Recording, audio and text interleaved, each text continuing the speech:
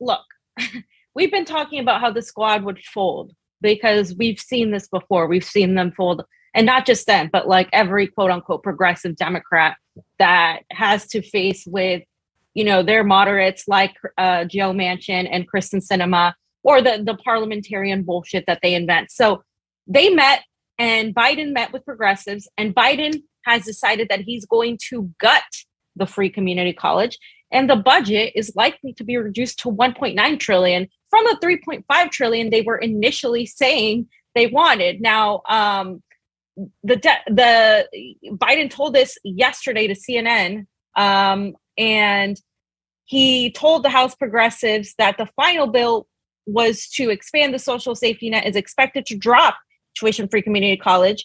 And he also said a 1.75 to a 1.9 trillion price tag for the package is going to be in the talks. The number is not finalized, but again, guys, Joe Manchin wanted a 1.5 trillion. So look how much closer they are to what Joe Manchin wanted than to what the progressives said they wanted at 3.5 trillion. And the child tax credit, this is another thing that the squad was touting, right? A key Democratic priority, apparently, would likely extend for one additional year, much shorter than initially they wanted, and it will be means tested. So again, this is also keeping up with what Manchin wanted. Guys, the squad, Joe Biden ran on free community college, expanding child tax credit, expanding Medicare, and they're pretty much abandoning all of that. I just want everybody to understand that part, like how ridiculous it is, and how I don't want to say I told you so, but we fucking told you so. And Biden also indicated that they would reduce the proposed funding for home care for the elderly and disabled down to less than 250 billion from the 400 billion that it initially was. So there's another reduction, and they are weighing reducing the duration of paid leave benefit outlined in the package to 4 weeks, down from the proposed 12 weeks. Again, so initially, remember when we covered this, I said it was incrementalism. This is crumbs. Well, now it's like even less crumbs, and you're likely to pretty much end up with nothing. This is what we've been warning about. When we do these things, we're not trying to be negative. We're not trying to, say, oh, like everything is just going to be awful. It is awful because you have no leverage. They started very low with incremental policies. And at the end of the day, incrementalism is far deadlier oftentimes than a revolution or anything more intense, because it's dispersed in the long run, right? And so according to Biden, as of now, they plan to keep the expansion of Medicare, and that includes hearing, dental, vision, in line with what progressives want. But Rokfin also told CNN's Jake Tapper on Tuesday that Biden planned to provide community college scholarships in the package. So they went from free 2-year community college to college scholarships, which obviously means that you have to qualify for that. And let's say you are a working class child that has to, work and help their parents out, or whatever issues you may have at your home, you're not gonna qualify. And so you're gonna have poor people being completely disqualified from this. And again, just a reminder that Biden had previously called for a 2-year community college thing. Elizabeth Warren and Bernie Sanders were advocating for free universal college for 4-year colleges, and that he wanted to have pre-kindergarten and 2 years of free community college. But again, he's backing off of all those proposals. And real quick, Pasta, before you talk about this, I just want to reiterate from Manu Raju, who tweeted this, and that he said they're looking at community college scholarships. Also, Medicare expansion is on the table, as is universal pre-K and ACA funding. So again, they're going to re-emphasize the ACA. Dems had discussed with Biden $300 billion for climate change measures, but it's not clear how that shakes out. The price tag is going to be about $2 trillion, more likely a little bit under than that, as we just said.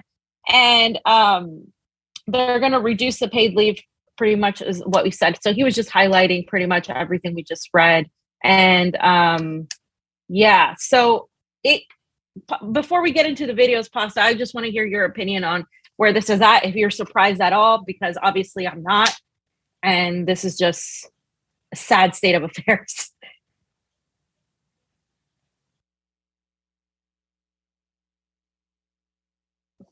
Two points I want to make on this again. Are you going to hear me out there, Oz? Nice? Yeah. Beautiful. Love you. So there's 2 parts I want to really kind of just talk about when it comes to this particular bill.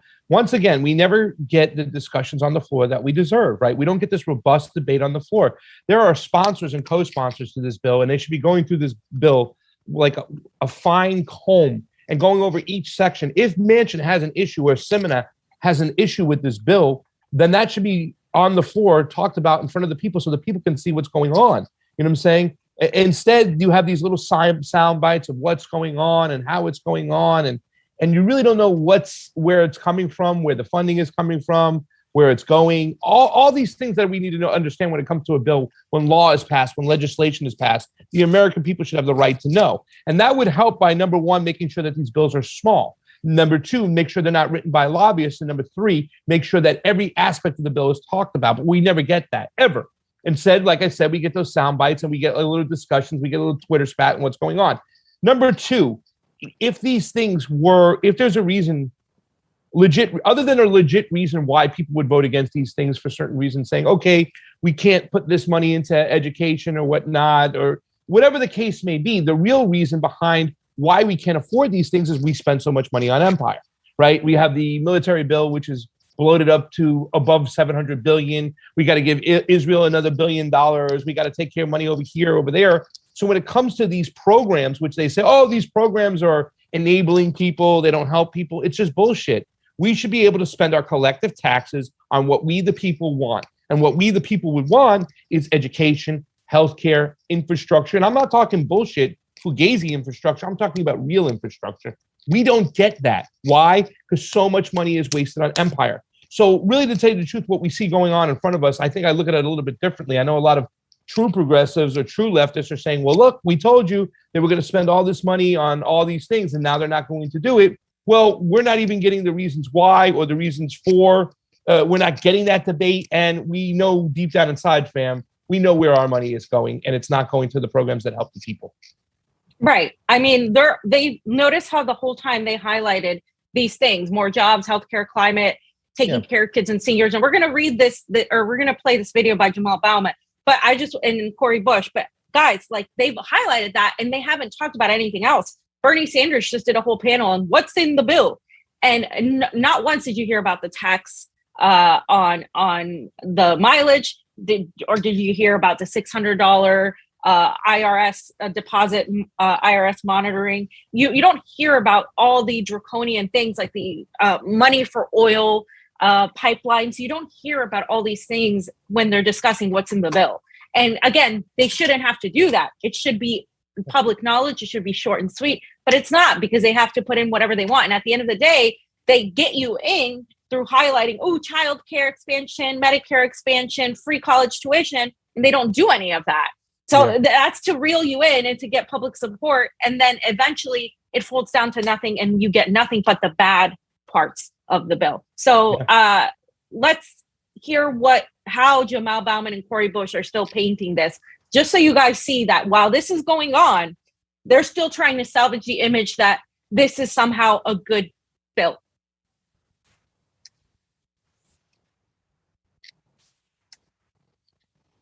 Center the grassroots, making sure we center those that are most vulnerable. If we cut back Medicare expansion, we cut back on our seniors. We cut back on people who need health care. If you work in this country, if you work full-time in this country, you should have access to quality health care, dental, optical, and hearing. The climate crisis is here. Hurricane Ida just destroyed New York and New Jersey. 50 people were killed. We got to go big on climate change. And obviously, we have to take care of our children. If we don't take care of our children, there is no future democracy. How are we going to negotiate and cut back on any of that?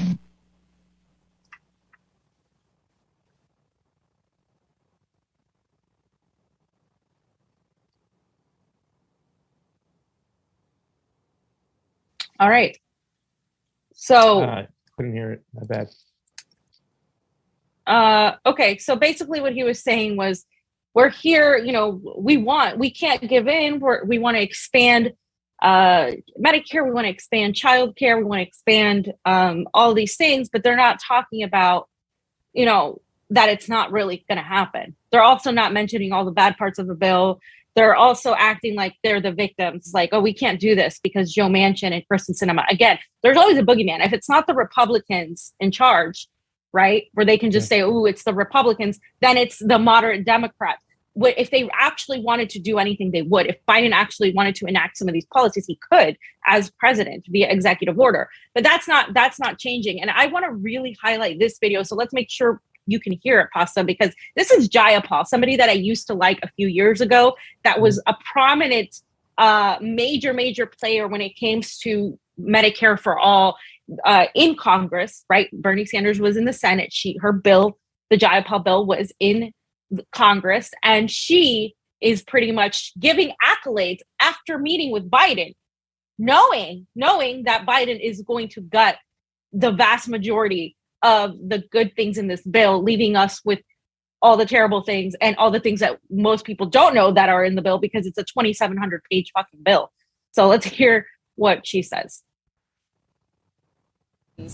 And I think that there are lots of possibilities on the table, some of which might be in the bill, some of which may not be. And so we just need to continue to look at the final agreement around that, because I don't think there is a final agreement there, but we're hopeful that we're going to get to a significant investment in climate. How would you describe the president's role right now? Is he the closer, and did he talk to you about any deadlines that he wants, if it's not October 31st, which of course the House Speaker has said? The president is the inspirer, he is the closer, he is the convincer, the mediator in chief. He really is doing a phenomenal job. But to follow up on that, what about deadlines? Did he talk about deadlines? I mean, I think we're trying to get this, trying to get to a real close as quickly as possible. What's the likelihood you'll reach a deadline? Does he sound frustrated with what's going on? Is he taking a tougher stance? Is he basically saying, get this done? The president has been nothing but respectful of all that we're trying to accomplish, all that he's trying to accomplish in his Build Back Better agenda. And these conversations have been really great. They're really conversational. Others should say how they feel about this, but really conversational, really important listening sessions for him to hear from our members and for us to hear from him. Nothing. Hot air, platitudes, BS.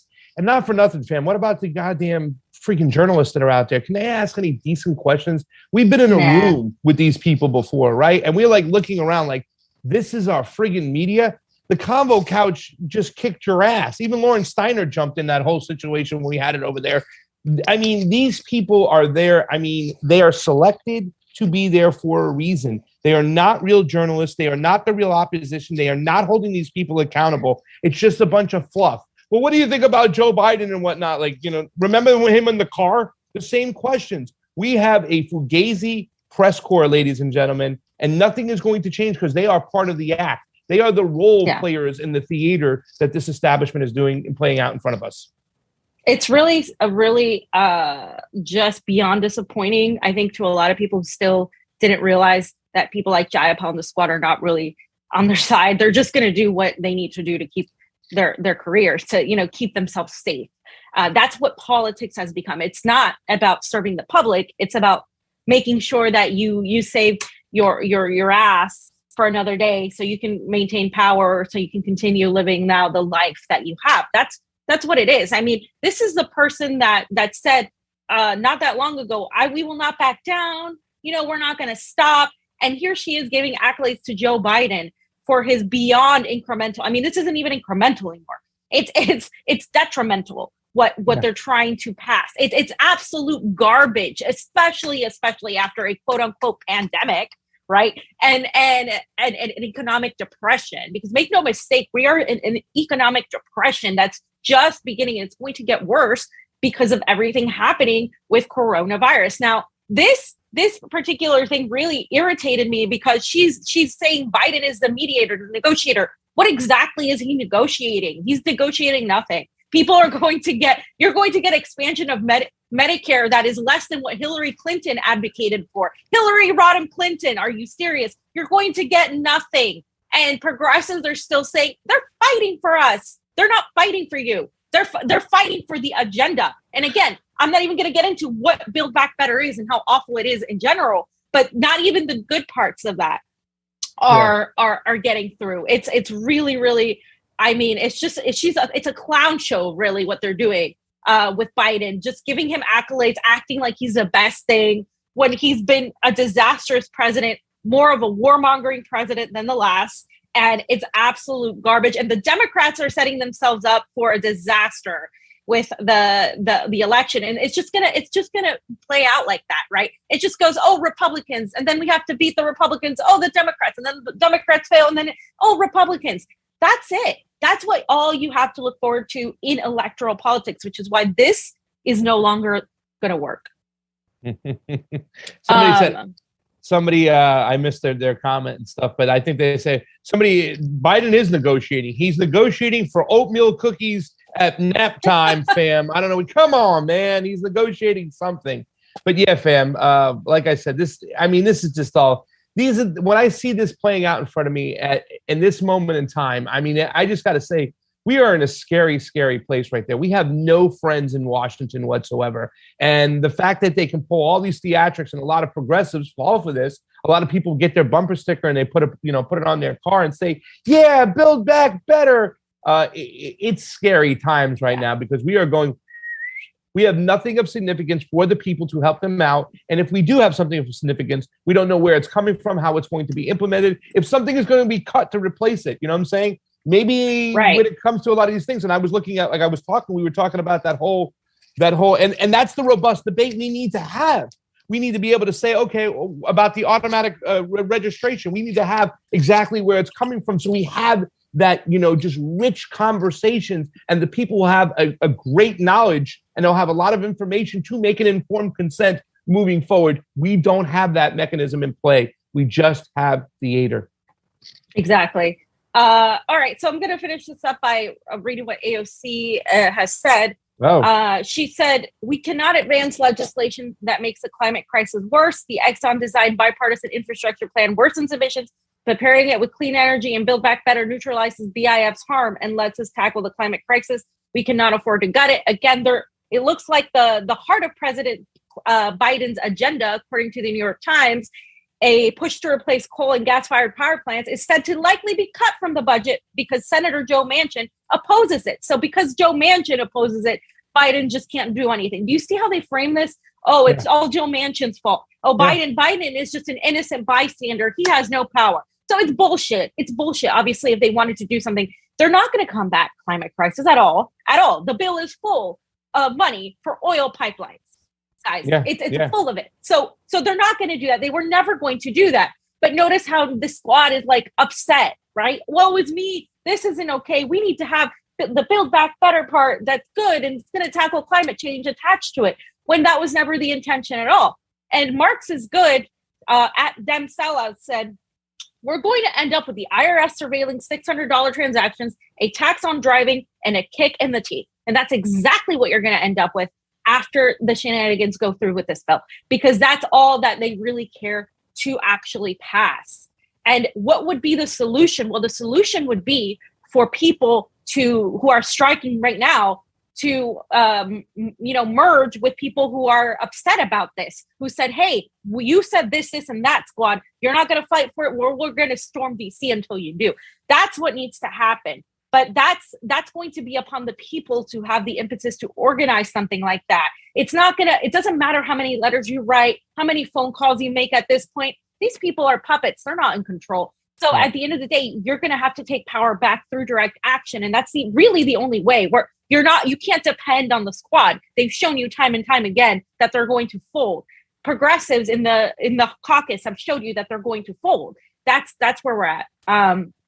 And one of the reasons they're folding is because they receive money from corporate interests. Now, they may not receive money blatantly from dark money, but it's actually through little PACs. Now, Robbie Yeager, in his Politify newsletter, outlined a couple things that I wanted to go over, Pasta. And Robbie brings the receipts.